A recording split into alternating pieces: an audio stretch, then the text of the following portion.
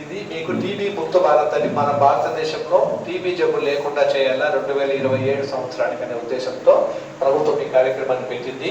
ఎందువల్లంటే ఇప్పుడున్నటువంటి గాలి, మనం పీల్చే గాలి అంతా కలుషితమైంది. మన అందరిలో కూడా టీబీ పరీక్ష చేయించుకుంటే మన ఊపిరితిత్తుల్లో టీబీని కలగజేసేటువంటి బ్యాక్టీరియాలు మనందరికీ ఉన్నాయి. ఇప్పుడు నువ్వు చేసుకున్నా, నేను చేసుకున్నా అందరికీ కనిపిస్తాయి.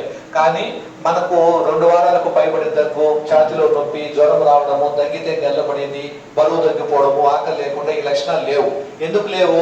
మనకు రక్తము 12-13 గ్రాములు ఉంది. ఇమ్యూనిటీ పవర్, వ్యాధి నిరోధక శక్తి బాగుంది కాబట్టి మన శరీరంలో ఉండే రక్త కణాలు ఆ టీబీ క్రిములను చంపేస్తున్నాయి. అందువల్ల ఎప్పుడైతే మనకు రక్తం తగ్గిపోయి 5 గ్రాములు 6 గ్రాములు హెచ్బి తగ్గిపోతుందో టీబీ బ్యాక్టీరియాలు శరీరంలో పెరిగిపోయి మనకు రోగ లక్షణాలు బయటపడతాయి. కాబట్టి ప్రతి ఒక్కరు కూడా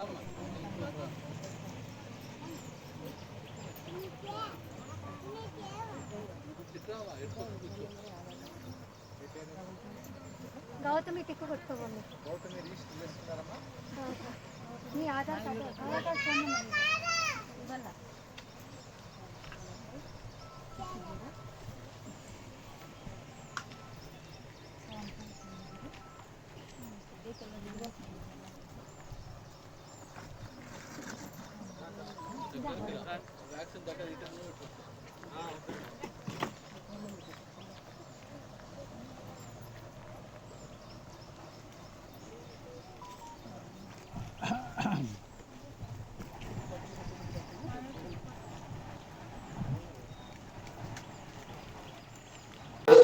మనకు జనరేషన్ లో వీటి కోసం అని చెప్పేసి ప్రభుత్వము ఈ మనకు స్వస్థ నారి స్వశక్త పరివార అభియాన్ అంటే మీ శక్తివంతమైనటువంటి కుటుంబాన్ని ఆరోగ్యవంతమైన మహిళల ద్వారా నిర్మించుకోవాలనే ఉద్దేశంతో పెట్టడం జరిగింది.